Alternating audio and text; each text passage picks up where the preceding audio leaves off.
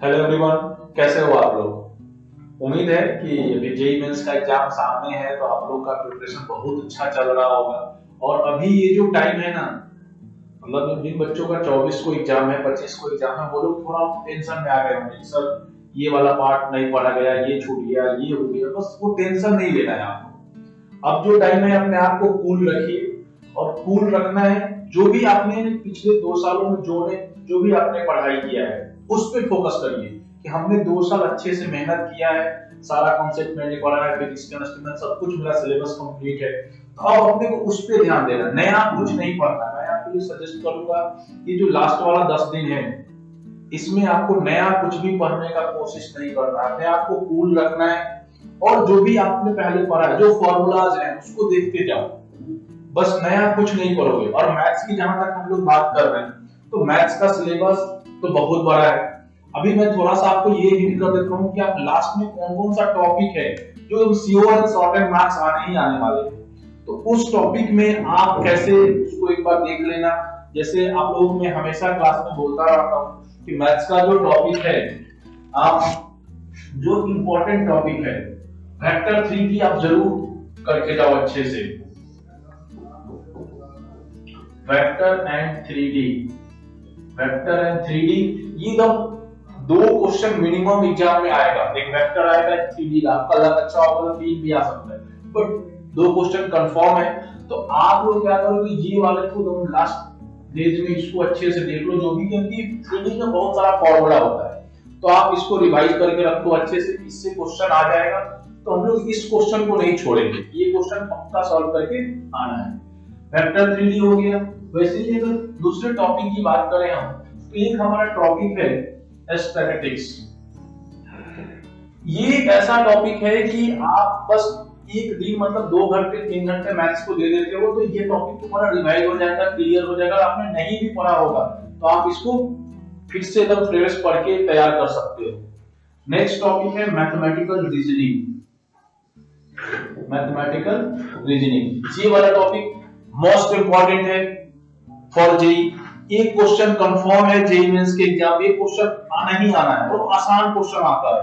थोड़ा सा truth table देख लेना सर, या वेन डायग्राम वाला कोशिश कर लेना तो हो जाएगा। तो ये सारा टॉपिक हो गया। अब थोड़ी सी बात करें कि और कौन कौन सा टॉपिक है सर जिससे हम लोग क्वेश्चंस कर सकते हैं। नेक्स्ट टॉपिक की अगर बात करोगे तो 4th नंबर पे मैं रखता हूं matrices and determinant. Matrices and determinant, ये एक ऐसा टॉपिक है ना कि सारे बच्चों को आसान लगता है। मैं सारा वही टॉपिक लिख रहा हूं जो आप लास्ट 10 डेज में अच्छे से इसको देख लो, इसको कंप्लीट रिवीजन कर लो कि इससे क्वेश्चन आए तो ये क्वेश्चन कभी आपका छूटना नहीं चाहिए। ये सब एकदम इंपॉर्टेंट है। ये टॉपिक हो गया।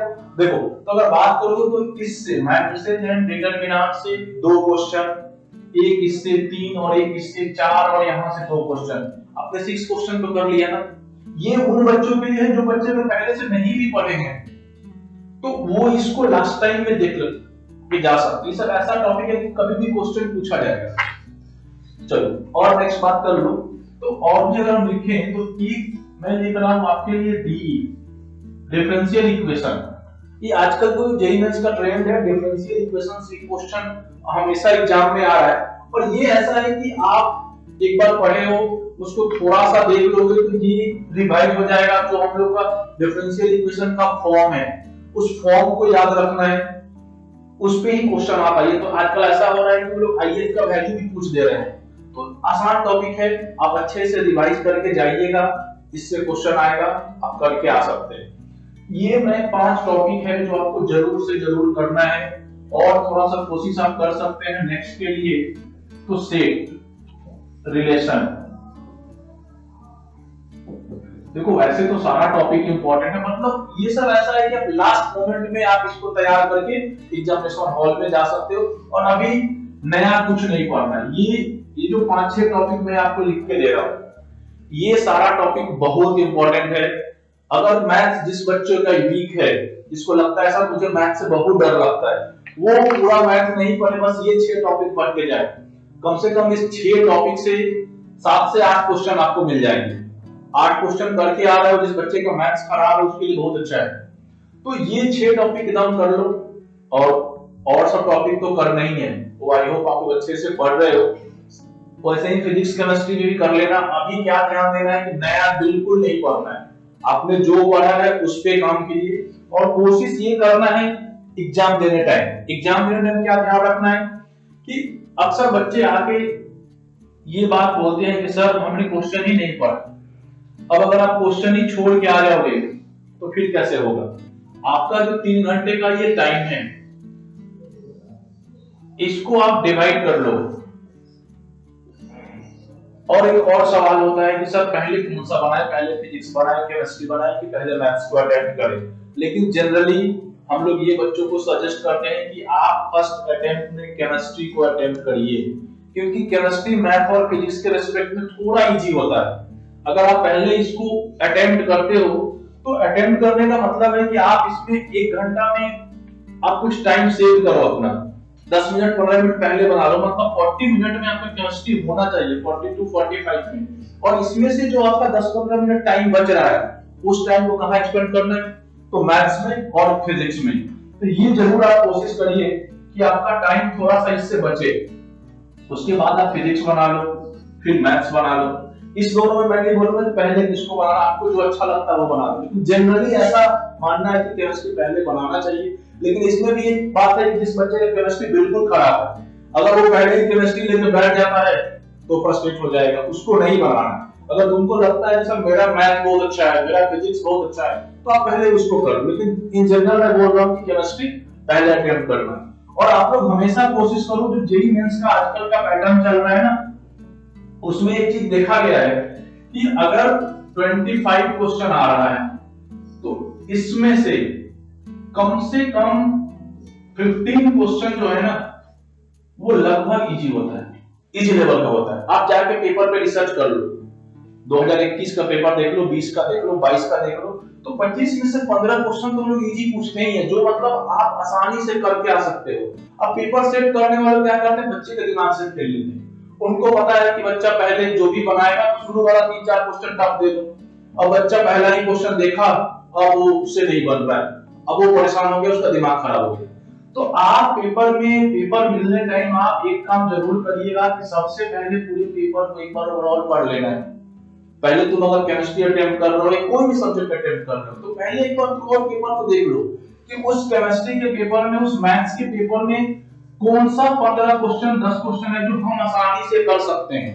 तो सबसे पहले आप उस इजी क्वेश्चन को ढूंढिए पेपर में और उसको सर्कल करके टिक करके रखिए कि मुझे पहले इसी को अटेम्प्ट करना है, मुझे सब नहीं बनाना है। मैं पहले ये 15 क्वेश्चन बना लिया, वो फिजिक्स हो, केमिस्ट्री हो, मैथ हो, सबके लिए मैं बात कर रहा हूं। तो पहले आप ये 15 क्वेश्चन कर लो, फिर सेम काम फिजिक्स में भी करो, सेम काम मैथ्स में भी करो। तो अगर आप ये स्ट्रेटजी फॉलो करते हो, इजी क्वेश्चन हर पेपर में होगा, 5-6 क्वेश्चन ही बहुत टफ होता है, बहुत कैलकुलेटिव आता है। तो आप क्या करिए कि 15-15 क्वेश्चन अगर तीनों सब्जेक्ट से कर लेते हो तो समझ रहे हो कितना आपने कर लिया। आपको पता भी नहीं चला कि आपने 45 क्वेश्चन अटेम्प्ट कर लिया, और 45 क्वेश्चन अटेम्प्ट कर लिए तो कितना मार्क्स हो गया? I think 180। और 180 मार्क्स के लिए आप एक बहुत अच्छे एनआईटी में जा सकते हैं। एक अच्छा एनआईटी आप लोगों को मिल सकता है इतने नंबर पे। 180 बहुत अच्छा मार्क्स है। तो आपको क्या करना है, सारा क्वेश्चन बाबू बिल्कुल नहीं बनाना है, क्योंकि हर साल बच्चे एग्जाम देके आते हैं, उनको बात नहीं पता चलता है सर केमिस्ट्री का ये फार्मूला बेस्ड क्वेश्चन था, मैथ में सर वेक्टर का क्वेश्चन था, फार्मूला लगाना था बन जाता, लेकिन हमने देखा ही नहीं। तो ये काम आपको बिल्कुल नहीं करना है। हमको अपना नॉलेज एग्जाम वाले को नहीं दिखाना है, हमको जेईई मेंस को बताना है कि हमको सब आता है, हमको एग्जाम क्वालिफाई करना है। और देखो एग्जाम क्वालिफाई करने के लिए नॉलेज तो होना ही चाहिए, लेकिन थोड़ा सा स्ट्रेटजी जरूर होना चाहिए कि कैसे पेपर को हम अटेम्प्ट करें। तो पेपर को अटेम्प्ट करने के लिए आपको अर्जुन बनना पड़ेगा। मैं हमेशा बच्चों को एग्जांपल देता हूँ कि महाभारत आप लोग जानते हो, उसमें अर्जुन थे, अर्जुन के गुरु उनके अगेंस्ट थे लड़ने के लिए, लेकिन क्या हुआ था, कौन जीता था, आप सबको पता है। तो आपको अर्जुन बनना पड़ेगा, चीजों को सेलेक्ट कर करके आपको क्वेश्चन बनाना है। 25 में 25 सही बनाने की कोशिश मत कीजिए। फर्स्ट अटेम्प्ट में आप क्या कीजिए कि तीनों में से 15-15 क्वेश्चन सेलेक्ट कर लो। और ये मैं दावे के साथ बोल रहा हूँ कि 25 में से आपने अगर 2 साल अच्छे से पढ़ाई किया है ना, तो 15 क्वेश्चन तो इजी मिलेगा ईच एंड एवरी सब्जेक्ट से। तो 45 तुमको तो मिलेगा ही, मान लो तुम्हारा थोड़ा खराब है तो 40 तो तुम ड्यूटी लोगे, और 40 भी करके आते हो तो क्या दिक्कत है, एनआईटी तक पहुंच ही रहे हो, यहां से भी हम एनआईटी तक पहुंच रहे हैं। तो नॉलेज होने के बाद भी एग्जाम बहुत बच्चों से नहीं निकलता है। आप लोगों ने देखा होगा, आपके सीनियर्स जो भी हैं वो क्लास में अच्छा पढ़ते हैं, हमेशा हम लोग भी देखते हैं कि बच्चा क्लास में बहुत अच्छा कर रहा है, बट एग्जाम के बाद उसका रिजल्ट अच्छा नहीं आता है। क्यों नहीं आता है? उसको तो मैथ्स भी आता था अच्छा, फिजिक्स भी आता था, केमिस्ट्री भी आता था, लेकिन उसको पेपर अटेम्प्ट करने नहीं आया। और आपका सिलेक्शन पेपर अटेम्प्ट करने से ही हो रहा है, तो उस पे आपको ध्यान देना है। और आई होप फिजिक्स केमिस्ट्री में वैसे ही है, फिजिक्स वाले सर आपको ज्यादा डिटेल में बता पाएंगे, केमिस्ट्री वाले मैथ्स का ही बात कर रहा हूं। और अभी नया कुछ मत पढ़ना सर, अभी क्या होगा ना कि लग रहा होगा सर ये टॉपिक मेरा कंप्लीट नहीं है, ये भी नहीं कंप्लीट है, कि सबके साथ हो रहा है और पेपर टफ आएगा। जैसे 2022 का पेपर अभी तक थोड़ा टफ पूछा गया था 2022 वाला, तो अगर पेपर टफ आ गया तो क्या दिक्कत है भाई, सिर्फ तुम्हारे लिए टफ थोड़ी आया है, पूरे इंडिया के बच्चों के लिए टफ पेपर आता है। और बच्चे सब आपके जैसे ही होते हैं, उन्होंने भी 2 साल पढ़ाई किया है, आपने भी किया है, तो आप अपने आप पे भरोसा रखो, अपने जो पढ़ा है उस पर भरोसा रखो और अच्छे से पेपर दे के आओ, बस इतना ही है। ज्यादा कुछ मैं अभी नहीं बोलना चाह रहा हूँ, पढ़ाई की बात ही नहीं कर रहे, क्योंकि आप 2 साल दम मजे में पढ़ के आए हो, और अपने आप पे भरोसा रखो, रिजल्ट बहुत अच्छा आएगा। Okay bye.